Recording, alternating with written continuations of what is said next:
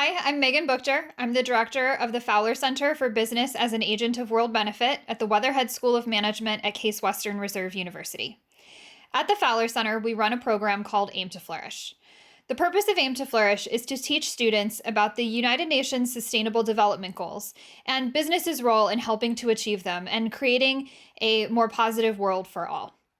As part of this program, students conduct interviews of business leaders or social entrepreneurs, and they write stories that are then published on our aimtoflourish.com website.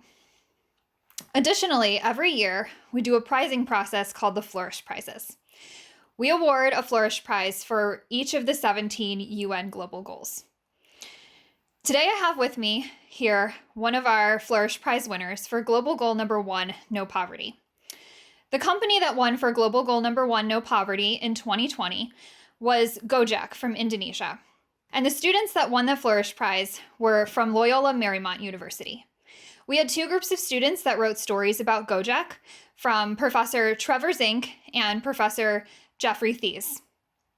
Today I have with me Professor Jeffrey Thies from Loyola Marymount University, and we're going to talk about how he's used Aim to Flourish in his courses and his experience with our program. Jeff, welcome. Great. I'm really honored to be part of this conversation and very excited to be talking about how wonderful Aim to Flourish is. Oh, well, thank you very much. That's a very nice introduction from you as well. Maybe you can just start by telling us a little bit about how you were introduced to Aim to Flourish. So in addition to my faculty role, I direct the Institute for Business Ethics and Sustainability at Loyola Marymount University in Los Angeles. And about 2 years ago, a new dean joined the College of Business Administration. And one of the things that she asked that we do is that we become signatories to the Principles for Responsible Management Education. And then secondly, that we look at Aim to Flourish. And so I brought Aim to Flourish to the Faculty Advisory Committee of the Institute. And Megan and team joined us and presented the details of Aim to Flourish. And since that time, me and two other faculty members have adopted the use of Aim to Flourish regularly in our classes. And we're also looking at some other innovative ways to expand the use of Aim to Flourish, which I hope we can share as part of our conversation today. Oh, absolutely. We'll definitely get there. Can you tell me a little bit about how you use Aim to Flourish in your course? What course do you teach, and then how has the program fit into that?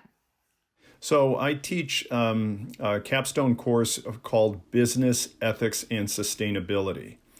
And really what that does is looks, of course, at ethical reasoning and how to understand business ethics, but also looks at sustainability and fundamentally the moral imperatives of sustainability. And the focus on the Sustainable Development Goals, of course, is central to that class. I also teach a master's course for our MBA program on ethical issues in business. And one of the frameworks that we use for that are the Sustainable Development Goals. There's a framework that I developed on an applied ethics framework that shows how business ethics is an operational practice by business leaders within the organization. But of course, the work of business and the moral agency of business needs to be understood in the context of the broader social and environmental realities that we live in and both impact and are impacted by. So we use this framework of sustainable development in all of these courses, really as the context within which we're doing business. What's really wonderful is that we focus, of course, and I know that this is part of the genius of the beginning of Aim to Flourish, is it's easy to talk about the bad guys, but let's really focus on the good guys. And so we do, of course, identify business ethics issues, concerns. We run an annual International Business Ethics and Sustainability case competition where we ask students to identify critical business ethics issues and then propose a solution to that. And in effect, that's kind of looking at not so good things that can be made better. So it's really wonderful to have Aim to Flourish because that complements that with let's celebrate goodness. Let's identify critical business practices which advance the Sustainable Development Goals and kind of brag on the good guys and have a program and a process that enables students to do that. So it's a wonderful complement to other activities and programs that we have looking at business ethics and sustainability. And I kind of consider them bookends, and it's a real wonderful complement. So you mentioned two other professors that teach at Loyola Marymount University that use Aim to Flourish as well. Do they teach similar classes? Are they also teaching the capstone class, or are those different courses? The quick answer is yes. One has since become directors of the honors program at Loyola Marymount. That's Professor Zink. And so there's other courses in the honors program outside of that specific business course. Great. And then I'm also curious, you've mentioned a lot about the United Nations Sustainable Development Goals. Were you using the UN Global Goals as a framework in your course, and then you found Aim to Flourish and you were like, this is a perfect marriage? Or when you started considering how to incorporate Aim to Flourish in your course, did you start using the Sustainable Development Goals at that point? I was using sustainable development, but not an explicit focus on the SDGs that one would naturally do when adopting the principles for responsible management education. So that happened. There was a lot of work taking place throughout the university around the issues of sustainability. The foundation of the Institute for Business Ethics and Sustainability predated our becoming a signatory to Prime, but becoming a signatory to Prime and then using Aim to Flourish was kind of a natural evolution of the work that had been taking place. And what it did is it highlighted the importance of the SDGs, and then what we've seen since then is a cascade of focus on the SDGs throughout a lot of our programs. Just a simple example, in our marketing program, we have a Marketing for Good course that develops and promotes business plans focused on one of the Sustainable Development Goals. So it's kind of appearing in lots of different places throughout our curriculum and our programs as would be appropriate. So that's great and very very innovative. You know, I think a lot of times you're like, oh yeah, the Sustainable Development Goals are there. We mentioned them in my course, but to really see how you and other professors at Loyola Marymount University have really incorporated them like into the entire classes, that's really cool. So with regards to the Aim to Flourish program in your class, how have you really incorporated that in there? So how long do you give your students to do the assignment? How do you present the assignment? So first I'd say that I vary it from the undergrad to the graduate program. So for undergrads, I have teams work on the Aim to Flourish project. For grad students, they do it individually. So that'd be the main distinction, and that's worked well. That was advice that I got from you guys, and that was good advice. So thank you. You're welcome. So I present it at the beginning of the semester as one of the deliverables for the semester, and then what I basically do is have them they submit the Aim to Flourish submission through the learning platform as their deliverable. I do ask them to also turn in basically a packet showing me the interview process, how they design questions, reflecting appreciative inquiry, and then also kind of from a personal reflection standpoint, what did they learn and what's their personal takeaway from that experience. We really seek to build a reflective dimension to every piece of what we do, both related to Aim to Flourish and other things. So that's part of it. And then that also means that on the teams, each individual has a deliverable, because sometimes on a team, as we all know, one student will kind of take the lead and they schedule the interview and 3 of the 4 members are available, but the 4th one has et cetera, et cetera. So anyway, that's a way to kind of navigate both of those. The other thing that's really interesting is I have each of the teams tell the class the story of their Aim to Flourish interview and how they experienced it. I don't do that as a formal presentation. They don't have to do a PowerPoint. It's not kind of a big deliverable, but we really have a class period where we just talk about what did you learn, what was the experience of that, and that's really been really great to watch the students kind of give voice to how positive the experience was to them, and then have that inspire other students as they hear those stories. That's great. That's a really great addition to the assignment. And I like hearing about the report that you have them turned in, because you must get a lot of feedback from your students. Right, absolutely. Can you share some of that feedback, some of what your students are saying about the experience? Well, one, which is actually, I think, part of the learning process for them, which is really good, but it's actually really hard for them, is finding their company to interview is actually very hard for them.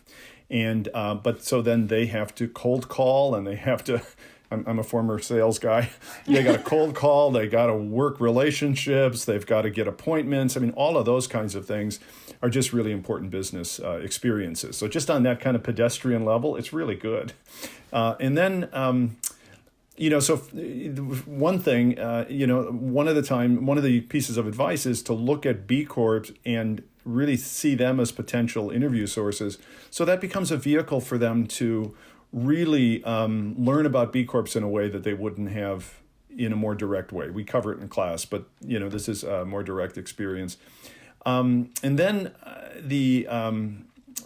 I'd say the final thing is really the way in which they take advantage of their networks. One of the real surprising things that I found is that our students and their family networks have incredible reach.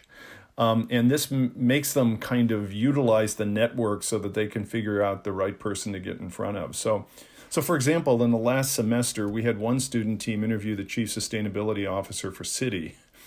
And then we had another student team interview a small coffee, kind of Starbucks type company in rural Michigan. And the diversity of that and the ways in which they were inspired, kind of the business themes. This one has a specific buying relationship with a coffee producer in Honduras, and so they told that story. Just the scope of these things is really wonderful. And like I say, through the storytelling in class, then they learn that from one another. Yeah, that's a great opportunity to get to hear from your peers, because even though everybody's story is on the Aim to Flourish platform, you might not actually go and read it and see who they interviewed. So to really have that experience in class to learn from each other is great. Yeah, it's really good. And then they also get inspired by talking to business professionals who are really working to figure this out and apply it and successfully doing that. So the other thing that they say all the time is, this is just really spectacular because I hear and see that people are really doing this, because, not everybody's like this, but in class sometimes, I'll say the sustainable development goals and business as a force for good, and really the moral responsibility of business is not just to make money, but to make, stakeholder capitalism and to make the world a better place and all of those kinds of things. And then people go, yeah, that's not really, Right. You're like, right, really this is just a class. Right. And then they come back from this experience going, well, it really is what works for that company and these other companies, et cetera, et cetera. And then, again, going back to what I said, when you see the scope of the type of organizations that are embracing this in the ways that they really get a much fuller picture of what's happening in the business environment. So another great benefit. Yeah. And to me, it's always interesting. So, I've talked to many people, many faculty, many students that have gone through Aim to Flourish, use Aim to Flourish. And, like you said, the number one challenge that always comes up is, it's hard for students to find companies to interview. Somehow they always do it, though. They always manage to find one. When your students are struggling, what kind of advice do you give them to get through that? Well, honestly, look at B Corps as one example. But you're exactly right. I've been doing this for a couple of years, maybe going into my third, in multiple classes. There's only been 2 student teams that had challenges. One, we're very confident they had an interview that fell apart at the last minute, and then another one just simply couldn't find someone to interview, and so I had to give a connection. But for the most part, you're exactly right. They always do. And like I said at the beginning, that's actually one of the takeaways. I think that's a real benefit. Yeah, even when I present Aim to Flourish in courses at Case Western Reserve University, I'll say to the students, if you're really struggling, please reach out. And I know that it's like the biggest point of nervousness when they first start that assignment. Oh man, I'm going to have to cold call or cold email now that we're, in 2020, right. 2021. But I rarely get students that actually reach out that need help actually connecting with a business. Yeah, that's been my experience too. The other thing that's really great, and just kind of to point to the Flourish Prize that Lola Merriment won with Gojek, an Indonesian company, we have an international student body. We have a number of Indonesian students. We're in Los Angeles, and so we draw internationally, but certainly from the Pacific Rim. And so this enables them to, communicate with businesses in their home countries and then bring those stories to us as well. So another great benefit from a global kind of reach and insight standpoint. Yeah, absolutely. And that's a great point. I always tell our professors, our educators, you can decide if you want your students to only interview businesses from your community specifically, or if it's okay for them to interview companies from everywhere. And I know your university is in California, yet the company that these student groups interviewed for this Flourish Prize was in Indonesia. Right. Well, because frankly, our students are from everywhere, and where they are anticipating their professional careers isn't everywhere. So I haven't set any kind of geographical boundary to the use of it. Just use their network in order to identify companies and highlight them. Yeah, that's a great point. Also, though, what you just said about where their future career might take them. If you're thinking that you're maybe not going to be in Los Angeles for your whole career, connecting with a company that's in that region that you're going back to, or in a city that you're interested in going to, is maybe a great idea. Yeah, thank you. So one of the things I do at the beginning of every class is ask them, where do they anticipate their career? And then I can get a sense really of their global reach and focus.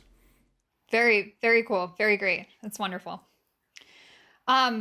So how have you been able to then take Aim to Flourish and adapt it outside of your courses? I know that you've been working on some really interesting projects. Yeah, so thank you. In fact, we just announced the launch of this week. And during the summertime, the murder of George Floyd, the Black Lives Matters protests, the obvious call for a profound focus on justice and equality, we, as in the Institute, said that we would engage this in a meaningful way. And one of the things that we started thinking about is launching something we're calling the Promotion of Justice Challenge.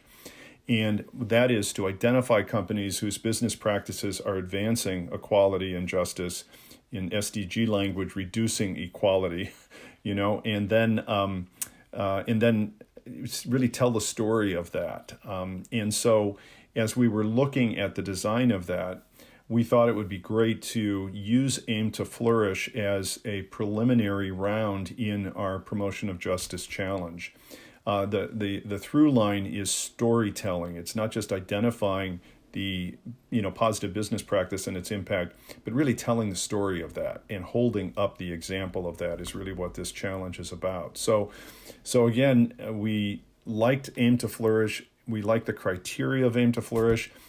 I think the checklist just is really wonderful because it really focuses students on identify the SDG, what exactly is the business practice, how is it scalable, how do you think about this? It's a way for them to kind of understand criteria, and then of course submitting the story tells the story of that. So we thought it would be great to use that as a preliminary part of our process, and thank you for supporting that. And then the second piece of that means that everybody who enters the Promotion of Justice Challenge is also entered in the Flourish Prize process. So it's another additional benefit.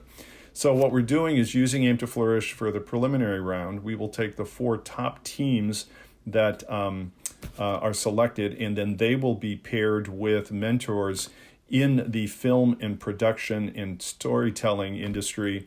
We've got another company that's going to partner with us in this, so to create videos that again tell the story, and then we'll have an event in the fall showcasing those businesses and the storytelling through the videos. So Aim to Flourish is the narrative, and then they'll work on the video production of the narration. And so it's we're piloting it this year. We're beginning it with Loyola Marymount students.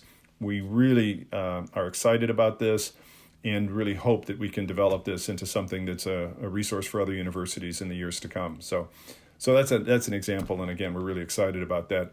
Just a little plug, Institute for Business Ethics and Sustainability at Loyola Marymount University. You can see the website description of the specifics of this.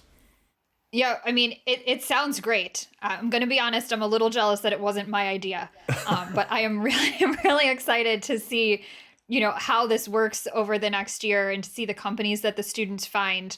From working on Aim to Flourish, I know, we think about global goal number 10, reduced inequalities, and global goal number 16, peace, justice, and strong institutions. Sometimes I would say that those are some of the global goals where it's hard to see companies really making that direct link. So it should be really exciting to have students kind of focused on those global goals specifically. Yeah, thank you. And we're adding gender equality as well, so as a goal. And then, of course, no reason to be jealous. Partnership on the goals, right?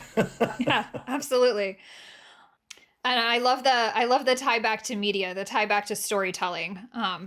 That's part of Aim to Flourish's core is storytelling. So we're really proud to be a part of this new competition that you're putting together, and I cannot wait to see the stories become videos over the course of the next several months. Thank you. Yeah, we're really excited about that. That will become a summertime project. So at least in terms of the schedule, that we should have the Aim to Flourish stories done by May. And then it'll be summertime project to do the video production. And then we'll have a showcase event in the fall, highlighting the companies in the videos. Great. Well, we can't wait to watch that. We'll be sharing all along the way and inviting you in, as you know, to help us with appreciative inquiry. So very excited about the partnership. Great. Yes, we are too. And it's exciting for us to see how you can take a program like Aim to Flourish that's, initially designed to be used in a course and then kind of take it outside of the course and still use it with your program, use it with your competition, and have students participate that way. So this is really another great example for our universities that we work with, for our professors that we work with, our other educators, because we do work with some high schools of just, ways that you can kind of take and adapt this program. I always say that it's very flexible. So we're always ready for a new project. Well, thank you so much. Yeah, and one of the the things we're really excited about is that we're targeting all of the colleges within the university. So this isn't just for business students, but it is really multidisciplinary. And again, we think the Aim to Flourish process is really a good kind of tutorial about how to think about business as a force for good. Again, going back to that great checklist. So working with other colleges within the university, I think those will be great tools for them. That's a great point, because I do try to say that, as I talk to, usually like if I'm talking to a larger group, I'll try to make the point that this isn't really just for business professors, that, even an engineering student or, a student that's in the liberal arts or, another area of study, there's a high chance that they're going to go work for a business. And, right. So what type of business do they want to go work for? Mm-hmm. So it's still a good assignment or program to get them introduced to really like the different types of companies that are out there. That's right. Yeah, that's right. Great. Well, Jeff, if I can ask you, what advice would you have for other professors that are thinking about using Aim to Flourish or interested in incorporating more about the global goals into their courses? I would just say just start. And it's frankly really easy, to be quite honest with you, because everything is laid out so wonderfully. And I really like also, just to talk a little bit about the nuts and bolts, the editing feature. So a student submit a story and then it first comes to the faculty member to review and then give feedback. So that really, it just is very, very user friendly. Students love this.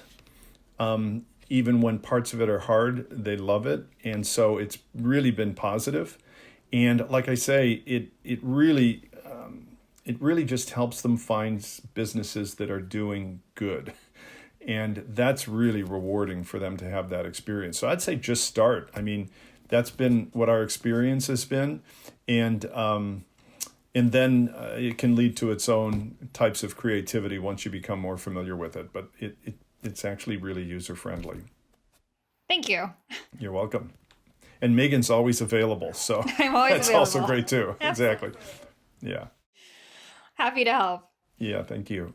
In terms of the global goals, I think, there's just so many different types of initiatives related to that. One of the things that, so Prime has been significant for our College of Business Administration. highlighting global compact companies. We just had an interview with the Vice President of Corporate Responsibility for CBRE. They're a global compact company. I mean, you just profiling and highlighting the way in which businesses are engaging. This is really important. And then the other thing I just think is so important is that the Sustainable Development Goals as one expression really of sustainable development and the role of business related to sustainable development just resonates with the students' experiences, both of how they're experiencing the world and what they need from the world. And so it's just really an important construct. And like I say, we present it as a business ethics framework. And that's been really powerful. Well, that's great. Thank you so much. Are there any other thoughts or comments that you want to add here before we wrap up? No, just, you can contact me at Loyola Marymount University if I can help or assist in any way. Great. Well, thank you so much to Professor Jeff Thies from Loyola Marymount University, one of our professors for our Flourish Prize winner for 2020 for Global Goal number 1, No Poverty. This has been a wonderful opportunity to talk to you and hear about what you're doing in your class and this new competition that I'm very excited to see take off. And we really appreciate you being here with us today. Thank you so much, Megan. Real pleasure.